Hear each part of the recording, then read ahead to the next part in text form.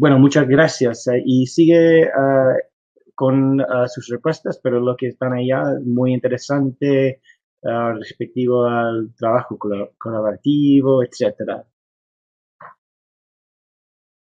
Al nivel mundial, nos encontramos en un momento importante en la educación, en parte debido a los cambios en lo que nuestras economías demandan a los futuros trabajadores y en parte debido a lo que hemos aprendido sobre el aprendizaje y la cognición. Los educadores y los colegios están adaptando cambios importantes en cómo los jóvenes experimentan la educación formal. En realidad los cambios son muchos. Los ordeno en 4 categorías. El primero es el cambio de saber a hacer. A lo largo de la historia de la educación formal, el objetivo básico del sistema ha sido ayudar a los estudiantes a adquirir conocimiento.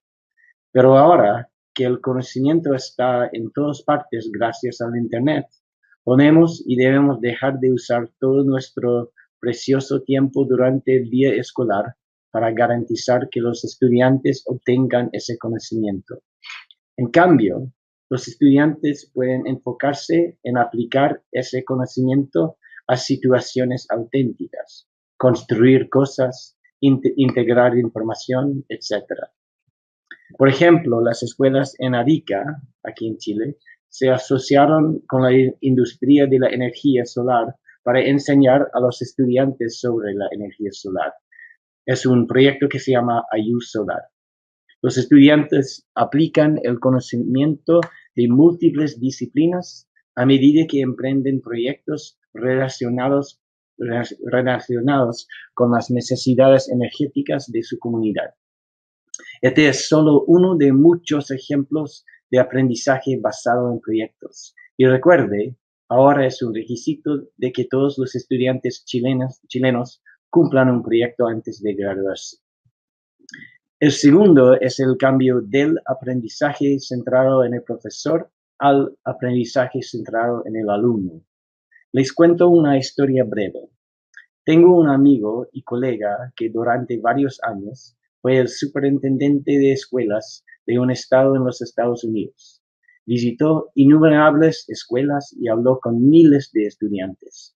Su mayor aprendizaje, los estudiantes le dijeron que sus maestros directivos los alentaban a dejar de lado las cosas que les apasionaban mientras se centraban en aprender la materia requerida. Pienso en eso. A lo largo del sistema formal, tanto en colegios con mayores recursos como en colegios de alta vulnerabilidad, el mensaje principal era esto: pon tus sueños al lado. Por ahora, haz lo que los adultos dicen que sea importante. Entonces, cuando este tipo dejó su trabajo, formó una nueva organización sin fines de lucro centrada en el protagonismo estudiantil. Se llama Grip Tape. Recaudó dinero de filántropos y comenzó a levantar concursos llamados Learning Challenges. Se pregunta a los estudiantes qué harían con $500 y luego ofrece los $500 a los estudiantes con las mejores ideas, juzgado por un grupo de jóvenes, no adultos. No hay reglas sobre cómo usar el dinero, no hay adultos que les digan qué hacer, solo un adulto que sirve como campeón o alentador. Y los resultados son simplemente extraordinarios. Unos estudiantes aprenden a construir computadores, otros inician negocios. Yo tuve la oportunidad de apoyar y alentar a uno de estos estudiantes, una joven poeta de 16 años, que usó sus $500 para aprender lo que se necesita para ser publicada. Las lecciones que estos estudiantes aprenden sobre autogestión, sobre cómo superar los desafíos y sobre las cosas que les interesan, están entre las experiencias de aprendizaje más poderosos que han tenido. ¿Qué intervención más barato? El tercer cambio es del trabajo individual al trabajo colectivo. En el mundo laboral, el trabajo es mayormente colectivo. Equipos colaboran para resolver problemas. Estamos llegando a entender que así es como los estudiantes deben aprender también. Y así es como los maestros deberían trabajar. Un buen ejemplo es Reading Apprenticeship, que es un marco basado en la evidencia para el desarrollo de las habilidades de lectoescritura de los adolescentes. Lo indico porque incluye estrategias no solo para ayudar a los estudiantes a construir su identidad como lectores, sino también para crear una comunidad entre los estudiantes para mejorar sus habilidades. Es uno de los únicos modelos para mejorar las habilidades de lectoescritura de los adolescentes que ha mostrado una mejora constante en la práctica profesional de los docentes y los resultados de aprendizaje de los alumnos, según varias investigaciones. Acabo de leer un artículo en La Tercera sobre un estudio nuevo del Centro de Investigación Avanzada en Educación de la Universidad de Chile sobre el uso de la tecnología y estrategias de colaboración en matemáticas. Parece que el uso de varias estrategias de colaboración entre alumnos en colegios aquí en la región metropolitana resultó en avances en aprendizaje equivalente a más de la mitad de lo que se aprende en un medio año. Es impresionante. Y finalmente, el cuarto cambio tiene que ver con la evaluación del aprendizaje. Es un cambio de recordar información en una prueba o en un informe a demostrar una comprensión real del contenido. Aquí volvemos al aprendizaje basado en proyectos. Para que sea un proyecto real, el estudiante tiene que presentar su trabajo al público frente a sus compañeros y su comunidad. Esta idea de hacer pública la práctica cambia fundamentalmente la manera de cómo se evalúa el aprendizaje y hace que la escuela sea responsable por el desempeño de los estudiantes de manera auténtica. Este estado final, un sistema de aprendizaje personalizado en que los estudiantes son dueños de su propio futuro, suena genial. Y podríamos pasar mucho tiempo revisando ejemplos de colegios y sistemas escolares que han creado este tipo de entorno de aprendizaje para los estudiantes. Pero si ya estuvieras ahí, probablemente no estarías aquí hoy. Entonces, la pregunta no es tanto qué estado final estoy tratando de lograr, aunque es una buena pregunta. La pregunta es cómo llegamos de aquí para allá. ¿Cómo, como líderes escolares, podemos pasar estratégicamente de nuestro estado actual a nuestro estado deseado? Me gustaría centrarme hoy en eso.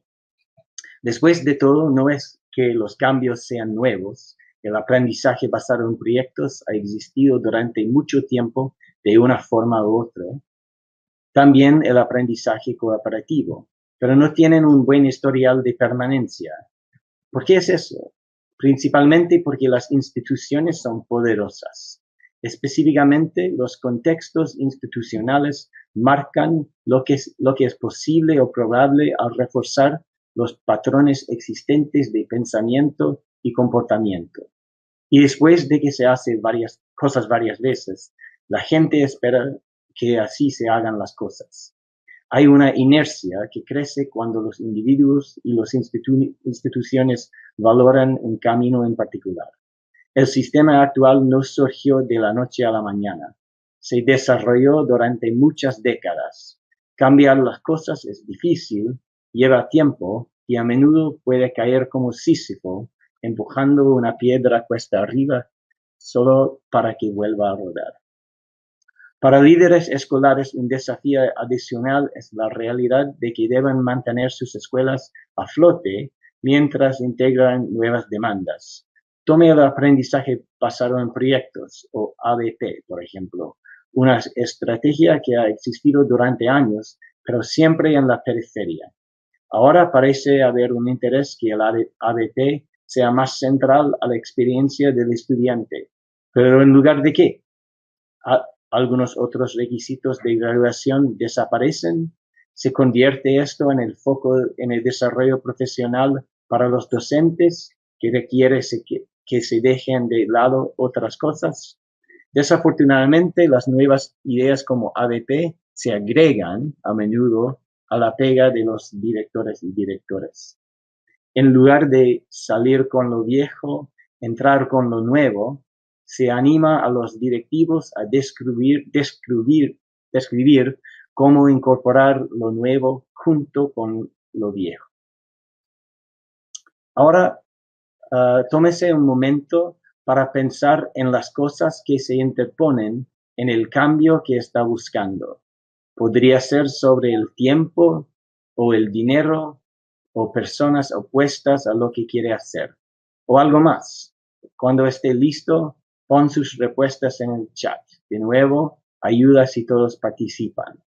Entonces, la pregunta es, pensando en el cambio que quieres en tu escuela o tu colegio, ¿qué se está interponiendo?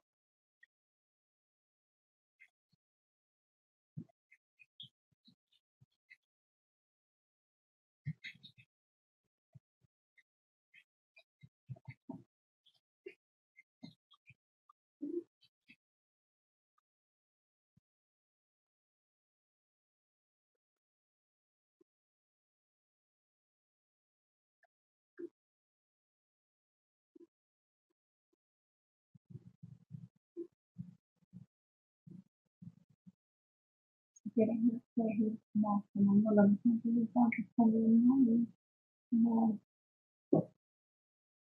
y ¿Qué decir? como comentar por los comentarios, el tiempo, Ya, veo que algunos de ustedes están diciendo el tiempo de los docentes, sí, tiempo disponible, distintas visiones y creencias, eso es importante también, el factor del sindicato, ya la idea de hacer solo de costumbre, eso se encuentra muchas veces también el financiamiento y las paradigmas que existen. Bueno, buenas ideas. Ya seguimos entonces, pero si tienen algunos comentarios, ponlos en el chat. Todas estas son grandes ideas y muchas de ellas son las que los líderes escolares siempre enfrentan.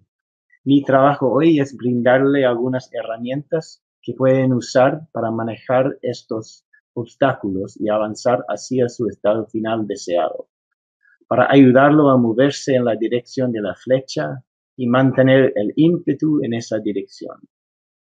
Me voy a enfocar en 4 cosas. 1, construir una comprensión colectiva de los problemas que están tratando de abordar. 2, crear una verdadera comunidad de aprendizaje de adultos en sus colegios. 3, la mejora de su práctica en las cosas que importan para un liderazgo efectivo. Y 4, usar bien su tiempo. Cuando tenga la oportunidad, abre YouTube, no ahora, pero cuando tenga oportunidad después de la conferencia, abre YouTube y escriba Gorilla Playing Basketball. Encontrará un experimento muy famoso dirigido por Daniel Simons y Christopher Chávez. Es un video de 6 personas, 3 vestidas de negro, de ropa negra y 3 vestidas de ropa blanca, caminando y pasándose pelotas de baloncesto. Durante el video, un gorila camina por la pantalla, se detiene en el medio, golpea su pecho y luego continúa caminando hasta que sale de la pantalla.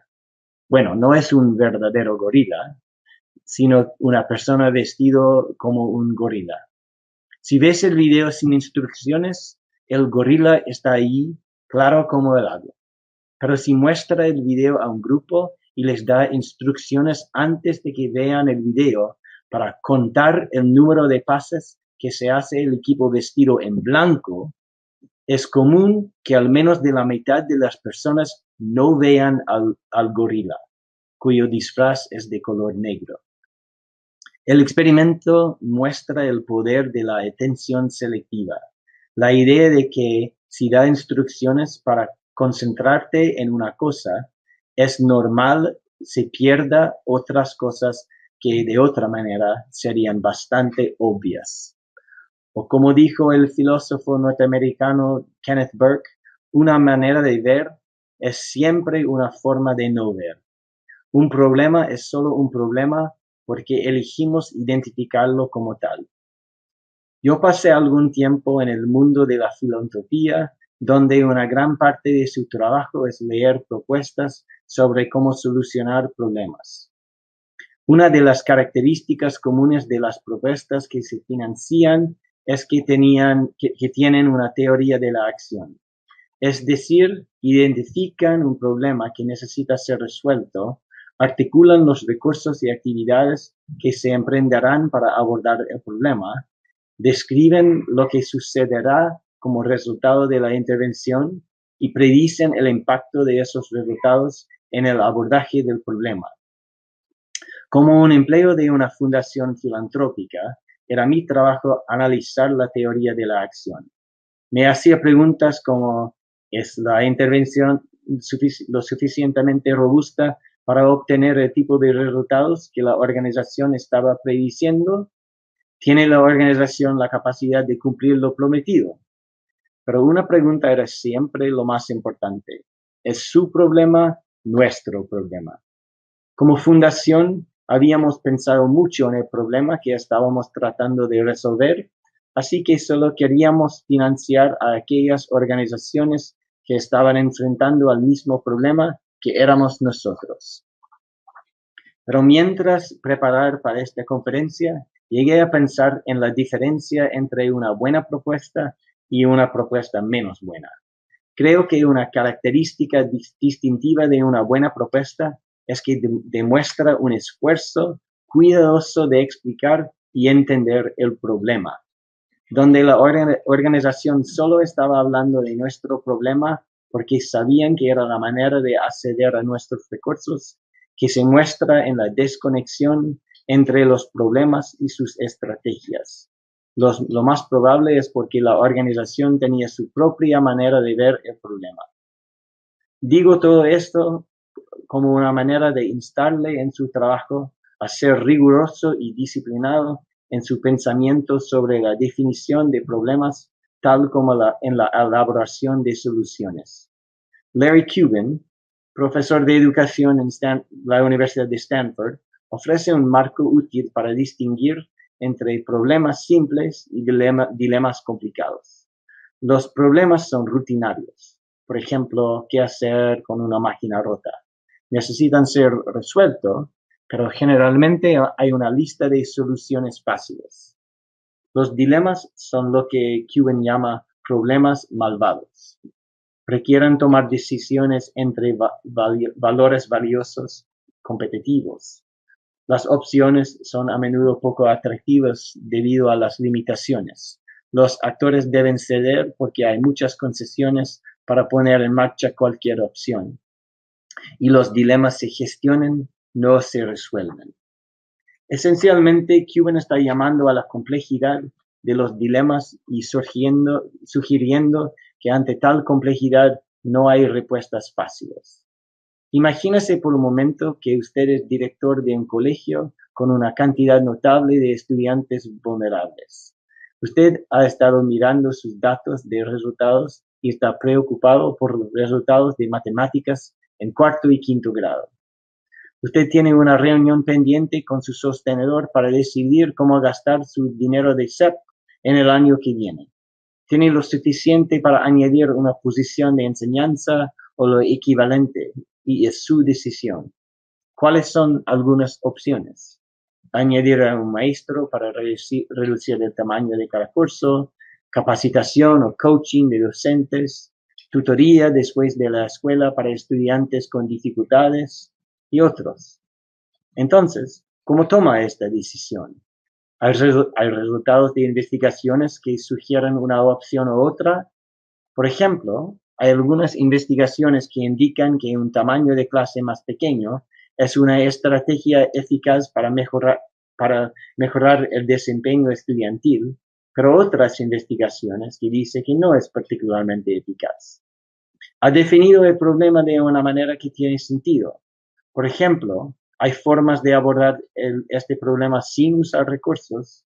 Por ejemplo, traer un maestro fuerte de tercer grado a cuarto grado es fundamentalmente un problema pedagógico, o hay otras cosas sucediendo con los grados superiores. ¿Qué más consideraría usted al abogar por un camino en particular? ¿Hay dinámica de poder que considerar? ¿Cuáles son las compensaciones con otras prioridades? Observe en particular cuán compleja es la situación y cómo las soluciones son contingentes en el contexto particular. La mayoría de los problemas reales que enfrentan los directivos y otros líderes educativos son complejos y requieren análisis sofisticados. Profesor Cuban de Stanford nos recuerda que hay algunos marcos típicos que utilizamos, a menudo inconscientemente, para interpretar los problemas, o sea, las raíces de los problemas. Uno es el psicológico, en que los valores, actitudes, rasgos y antecedentes de los individuos causan problemas. La organizacional, en que situaciones y ajustes causan problemas. El político, en que los usos del poder y la autoridad con individuos y grupos causan problemas. Y el cultural, en que el choque entre normas, rituales, expectativas y creencias causan problemas. Les ofrezco un ejemplo del problema de la obesidad infantil. Desde un punto de vista psicológico, podemos afianzar las decisiones individuales que el niño hace sobre qué comer. Desde un punto de vista organizativo, podríamos centrarnos en la limitada oportunidad del niño de acceder a alimentos saludables, quizás debido a limitaciones financieras de los padres del niño. Un marco político podría dar luz al rol de las empresas de comida rápida en la comercialización de junk food para los jóvenes. Y un encuadre cultural podría enfatizar la influencia de los compañeros en el comportamiento del niño. Cada uno es una manera razonable de interpretar el problema y cada uno tiene implicaciones significativamente diferentes para resolver o manejar el problema. Ha sido mi experiencia profesional que una de las cosas más difíciles de hacer como líder es volver a enmarcar un problema de una manera que no coincide con su cosmovisión.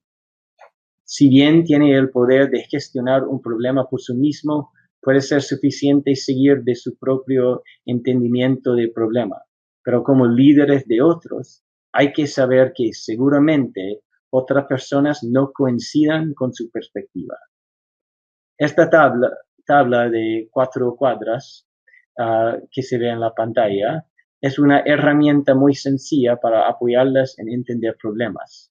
Cualquier síntoma le preocupan a usted como líder escolar, ya sea un nivel alto de ausentismo, bajas calificaciones en matemáticas o maestros que se quejan de estar sobrecargados. Lo aliento a que profundice su entendimiento del problema un poco más y llegue a la raíz del problema. En su contexto como líderes escolares, profundizar requiere un enfoque más allá de los datos obvios, los que se informan públicamente, resultados de exámenes, asistencia, etc. Les ofrezco 3 ejemplos de datos que podrían recopilar, probablemente con ayuda de otros, que pueden dar luz a lo que realmente está sucediendo en sus colegios y aclarar qué tipo de problemas están enfrentando. Estas son todos de los Estados Unidos, pero creo que las ideas son relevantes en el contexto chileno. El primero es de The Education Trust, una organización sin fines de lucro que realiza investigaciones centradas en la construcción de la voluntad pública para mejorar las oportunidades de los estudiantes vulnerables. Después de visitar muchas escuelas y hablar con educadoras, The Education Trust planteó la hipótesis de que los estudiantes más vulnerables no tenían acceso a una educación rigurosa. Pero ¿cómo probar esa hipótesis? Decidieron analizar las tareas reales asignadas a los estudiantes. Analizaron más de 1,500 tareas en 92 aulas en sexto, séptimo y octavo básico. Encontraron una tremenda variación en la calidad y el rigor de las tareas. Abrumadoramente, las tareas estaban por debajo de los estándares apropiados para el grado, tenían un nivel inferior en su demanda cognitiva y carecían de oportunidades suficientes para la escritura extendida. Desde entonces, la organización ha realizado un análisis parecido de tareas en matemáticas, con resultados parecidos también. Y han creado herramientas que pueden accesar en el sitio web y usar para hacer análisis similares en sus propios colegios. El segundo es The Youth Truth Student Survey, también una organización sin fines de lucro. Esta es una de varias organizaciones que han desarrollado sofisticadas herramientas de encuesta para entender la experiencia de los estudiantes y usarla para informar la planificación escolar, el desarrollo profesional y el mejoramiento escolar. En pocas palabras, no escuchamos a los estudiantes lo suficiente. Y si no puede permitirse realizar una encuesta adicional, hay otras formas de obtener la voz real de los estudiantes. Quizás lo mejor es simplemente observar a los estudiantes por un día y ver el colegio a través de sus ojos. El tercero es un conjunto de herramientas llamado la Auditoría de Oportunidades Educativas. Fue codificada por primera vez en el libro Diploma Matters por Linda Murray, quien era la superintendente de escuelas de la ciudad de San José, California, y intentaba asegurarse de que todos los estudiantes tuvieran acceso a los cursos que necesitaban para entrar a la universidad. Lo especial de la auditoría es que lo ayuda a analizar detalladamente qué cursos toman los estudiantes y qué les sucede cuando tienen dificultades.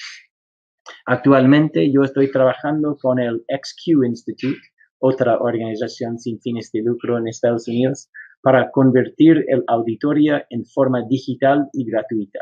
Denos un par de meses y estará disponible en el sitio web de XQ, que es xqsuperschool.org. Estos son solo algunos ejemplos. El punto es que a menudo nos centramos en los datos de fácil acceso cuando entender la situación realmente requiere una mirada más profunda.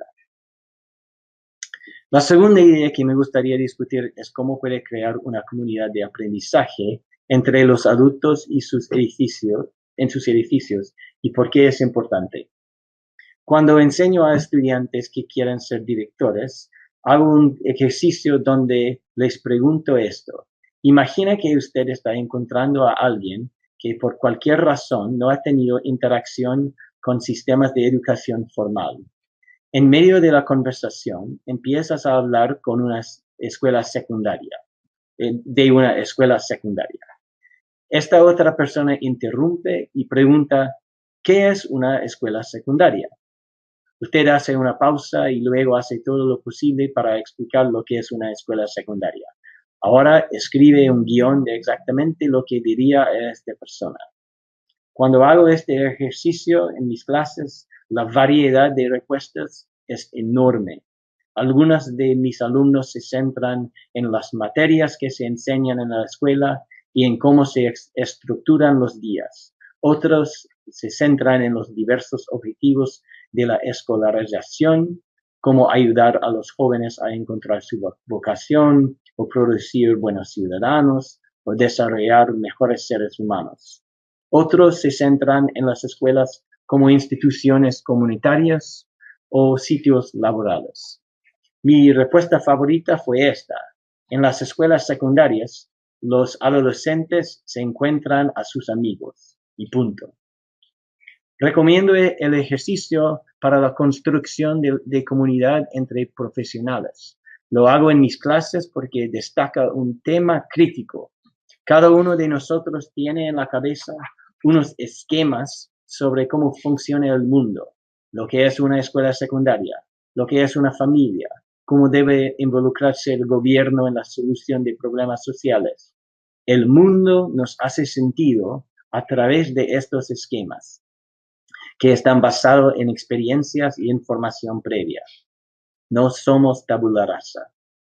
Las implicaciones de este punto son tres. Primero, las personas se inclinan a entender situaciones basadas en lo que esperan ver, rechazando más fácilmente información que no se ajusta a sus modelos mentales, sus esquemas. Esto lleva a una gran variación en cómo los implementadores entienden la política. Segundo, las personas tienen dificultades para reestructurar sus esquemas mentales y se inclinan a asimilar información en los esquemas existentes. Esto hace que el cambio sea muy difícil. Tercero, la gente se inclina a hacer conexiones a niveles superficiales, en lugar de cambiar sus acciones a un nivel más profundo. Esto mitiga la oportunidad de un cambio más profundo, por ejemplo, centrarse en la forma y no en la práctica. Y además se sabe que los individuos no forman sus esquemas en una manera sola, aislada. Al contrario, se los forman a través de sus comunidades. En términos académicos, el entendimiento es situado en el contexto. Imagínese, por ejemplo, la política de conectar el pago de docentes al rendimiento estudiantil. Una perspectiva basada en la racionalidad económica sugeriría que cada docente actúe individualmente sobre la base de sus propios incentivos, pero una perspectiva situada enfatizaría una serie de cosas que impactan en la comprensión. Por ejemplo, las opiniones sobre la profesionalización de los docentes dentro de la comunidad docente. Ahora llegamos a la idea de la comunidad de la práctica. ¿Qué le caracteriza a una comunidad de la práctica? Primero, el intercambio mutuo entre miembros de la comunidad. Los miembros se comprometen en actividades y discusiones conjuntas, se ayudan uno al otro y comparten información. Así es como forman una comunidad alrededor de su dominio y construyen relaciones. Segundo, el propósito compartido, es decir, los intereses que adquiere el grupo. Y tercero, el repertorio compartido de prácticas, es decir, las acciones que hace un grupo en común. Una comunidad de práctica no es meramente una comunidad de intereses. Los miembros de una comunidad de práctica desarrollan un repertorio compartido de recursos, experiencias, historias, herramientas, formas de manejar problemas recurrentes en una práctica breve y compartida. Nos interesa cómo funcionan las comunidades de la práctica porque dentro de ellas se identifica problemas, se busca soluciones y se aprende cómo mejorar los colegios. Es importante explicar que el proceso de aprendizaje a nivel organizacional es un ciclo que empieza con la búsqueda de información fuera de la organización y la incorporación de esa información en las reglas del comportamiento individual y colectivo dentro de la organización. La incorporación tiene dos partes, la interpretación y el uso. Y la interpretación es clave porque son las comunidades, no los individuos, que interpretan la información recibida. Por mi parte, las implicancias para la gestión educativa son claras. Uno, es necesario crear una infraestructura social para el aprendizaje sistémico. Las comunidades de la práctica ya existen. Lo importante es aprovecharlos para avanzar el aprendizaje. Y dos, hay que ofrecer oportunidades para la búsqueda, interpretación y uso de información. Eso facilita un aprendizaje mucho más rápido. Crece ahora unas ramas de investigación, design thinking y la ciencia de mejoramiento que ofrecen herramientas específicas. Para mí es muy emocionado porque al final hay prácticas que reflejan a las lesiones y la realidad de implementación dentro de las comunidades de la práctica. Al corazón de estos modelos es la idea de un ciclo de aprendizaje y del mejoramiento. Aquí se ven las fases del ciclo de Design Thinking. Se empieza con el descubrimiento, que consiste en las investigaciones para llegar a un profundo entendimiento de las necesidades. Aquí se habla de los problemas.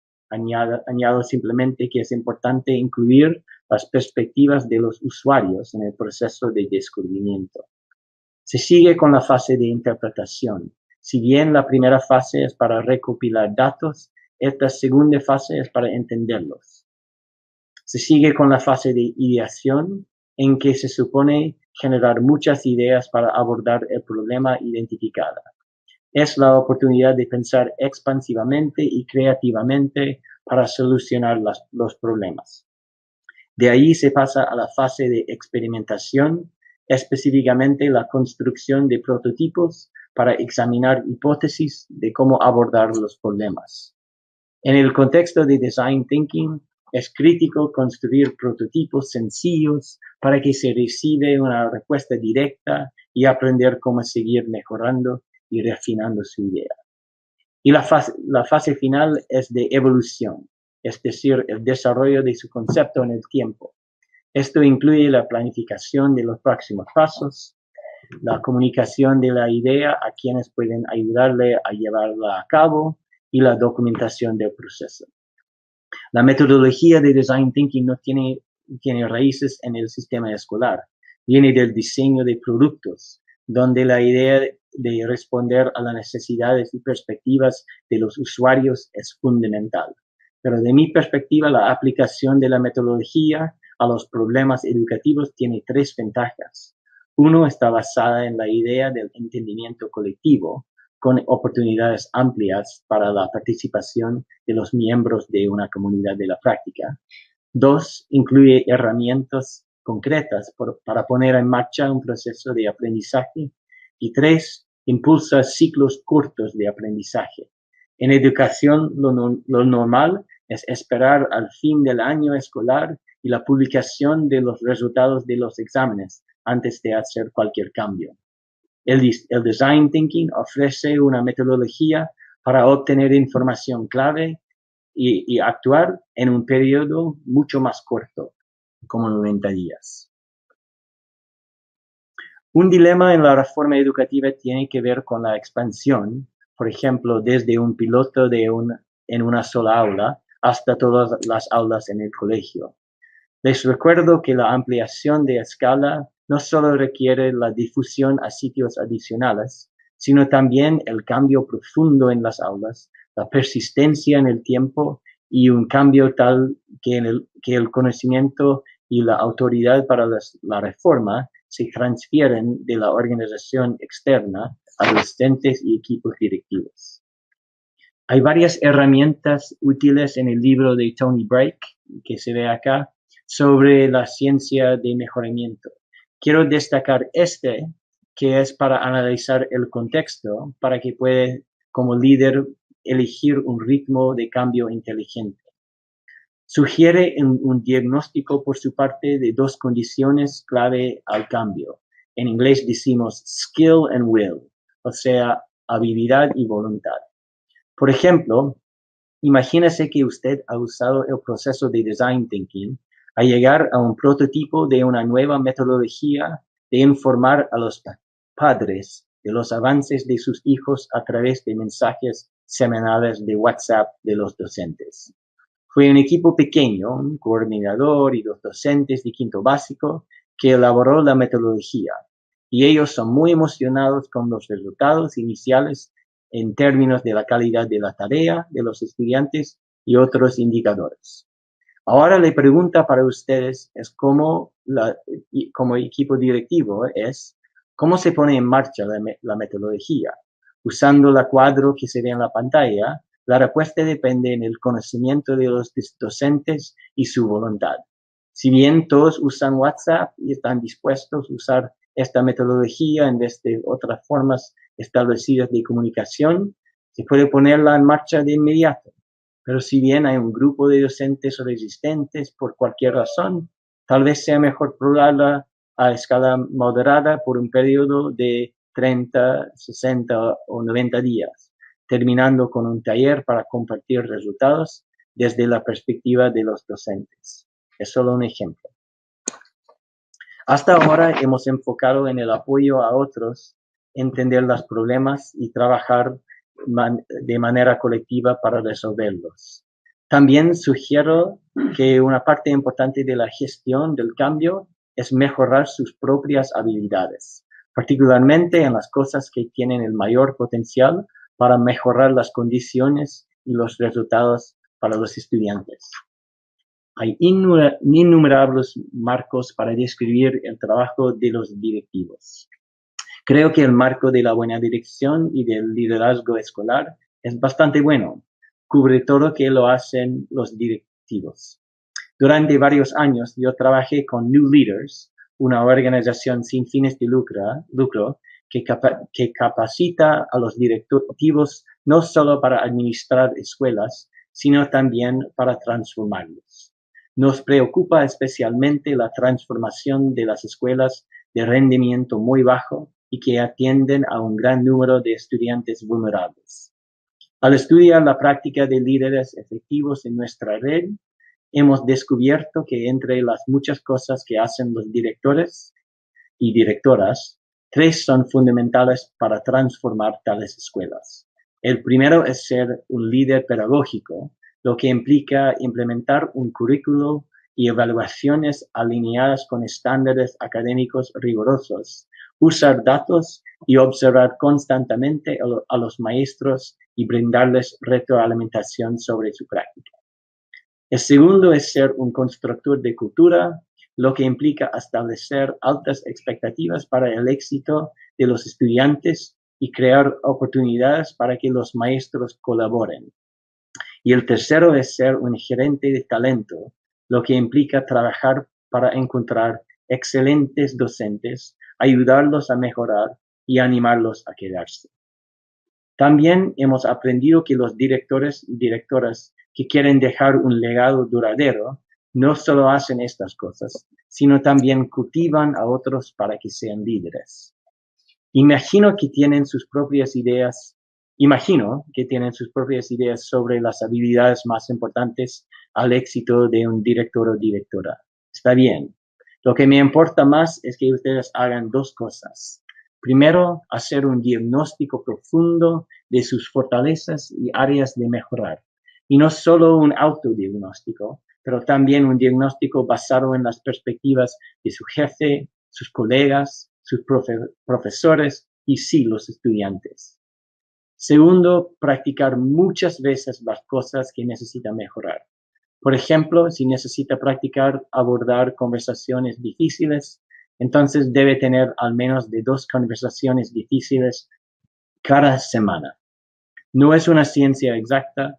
Para llegar a ser experto en cualquier cosa, simplemente se necesita practicar.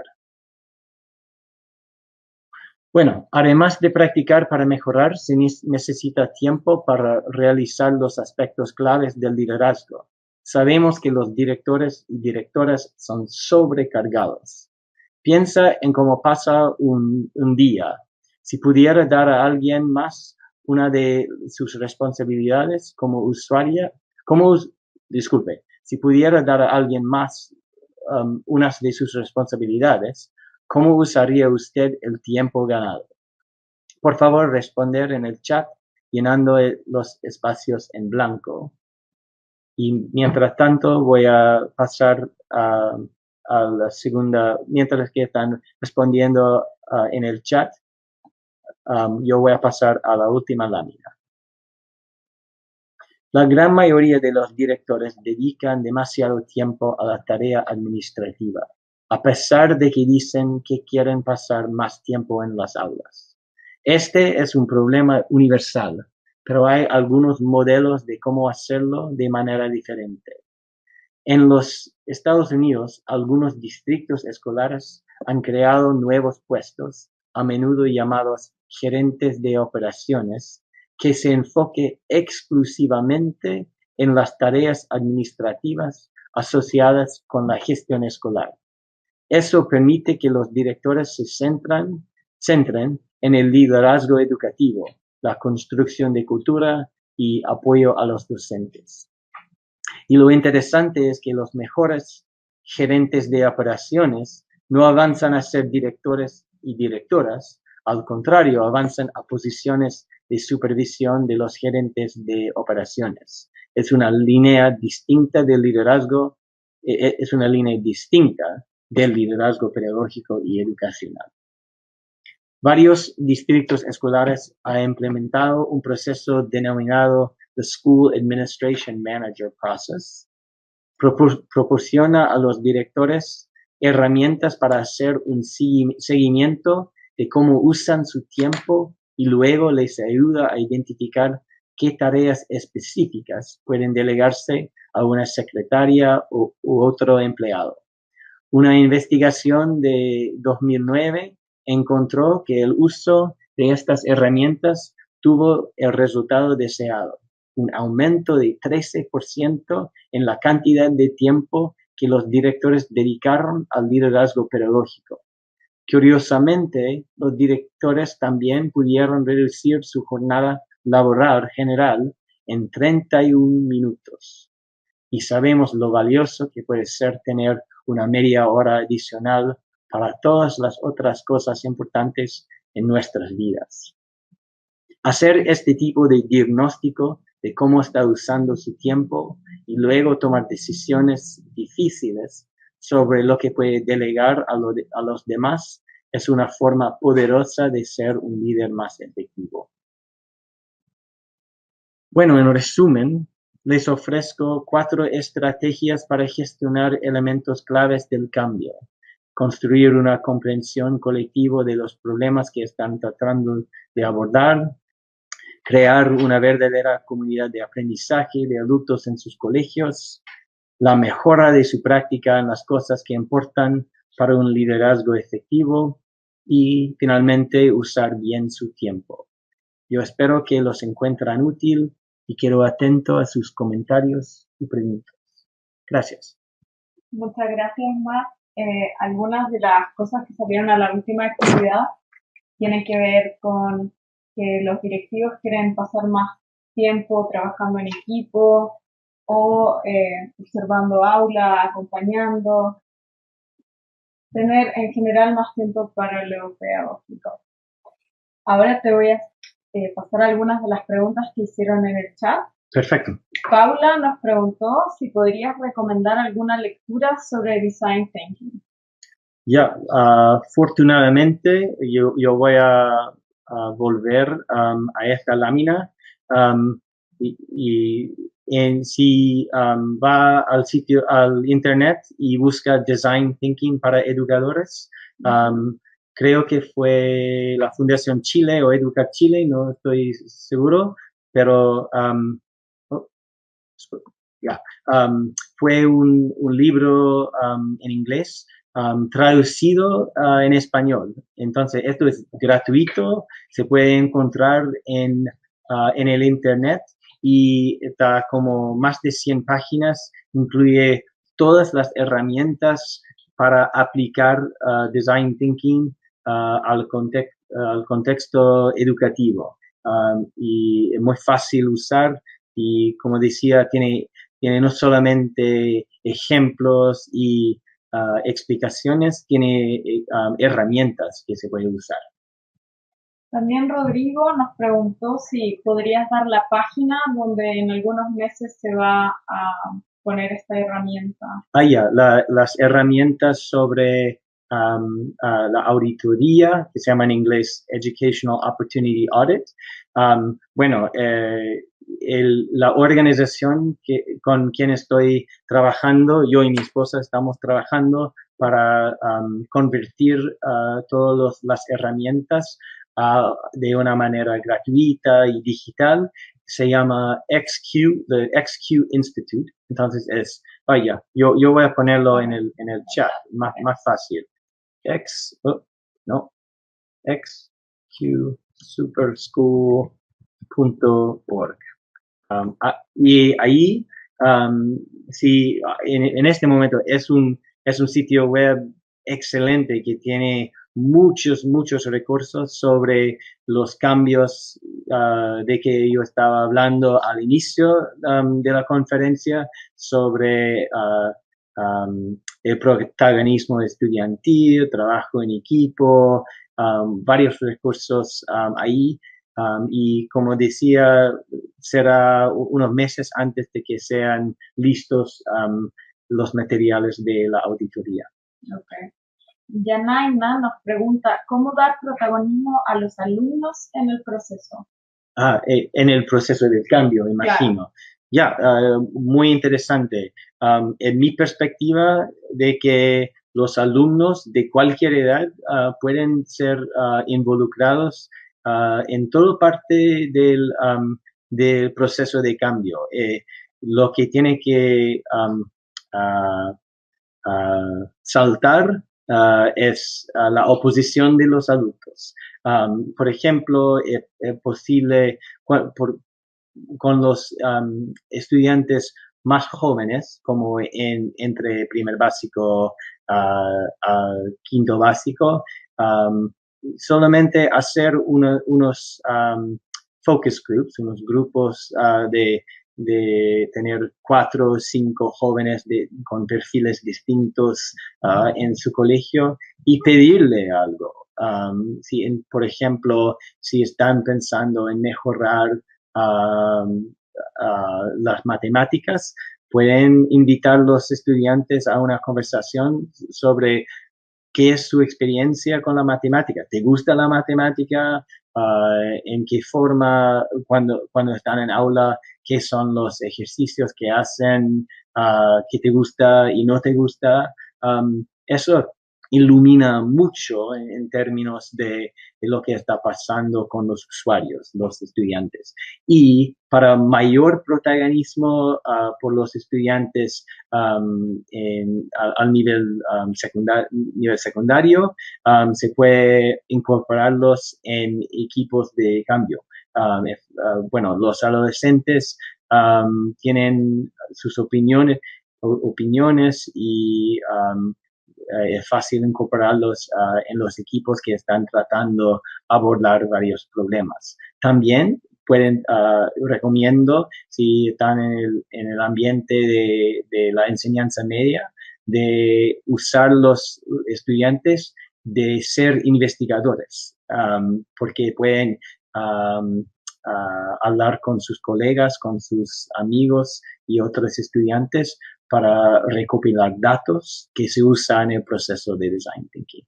Entonces, en mi experiencia, que los adultos resisten mucho a la incorporación de los estudiantes hasta que les incorporen. Y después de que les incorporan, entienden tan valorosos son sus opiniones y sus perspectivas.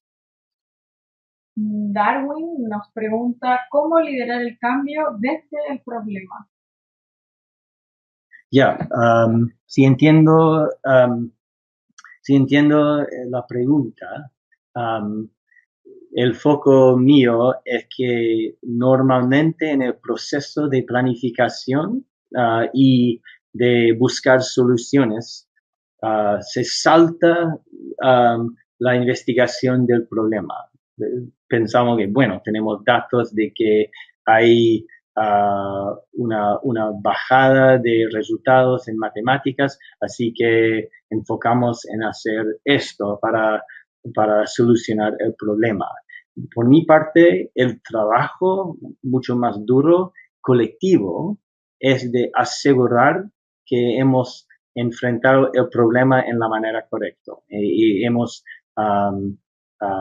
desarrollado nuestro entendimiento del problema. Así que no es como desde el... Y la idea es que cuando hemos trabajado mucho para entender un problema y estamos de acuerdo que es un problema, tenemos que saber colectivamente que es solamente una hipótesis. Y después de un rato experimentando con soluciones, hay que volver al problema, a los datos que tenemos para asegurar que hemos definido el problema de manera correcta. Tenemos las dos últimas preguntas. Macarena nos dice que en Estados Unidos proponen ciertos modelos de aplicación para los cambios directivos. ¿Has aplicado algunos de ellos? ¿Cuál ha sido el efecto cultural de la aplicación de ese modelo en nuestro país? Oh, disculpe, repítelo. Hay modelos que proponen en Estados Unidos para la aplicación en los cambios directivos. ¿Has aplicado tú alguno de ellos en Chile? Bueno, no tengo mucha experiencia aquí en Chile. Yo sé que, bueno, yo pasé por esta lámina de Learning to Improve, que incluye varios instrumentos sobre la ciencia de mejoramiento. Hay una organización en los Estados Unidos que se llama Carnegie Foundation for the Advancement of Teaching, cuyo líder es Anthony Brake, que es el autor de este libro, y están construyendo una red mundial, mayormente en los Estados Unidos porque está basado allá, pero incluye gente de todas partes para usar las herramientas de la ciencia de mejoramiento, estos procesos de entender el contexto, de manejar problemas hasta soluciones y aprender en ciclos cortos de aprendizaje. Así que yo sé que hay varias organizaciones chilenas que son parte de esta red. Entonces, si dirige al sitio web del Carnegie Foundation, voy a escribirlo, creo que es Carnegie Foundation for the Advancement of Teaching.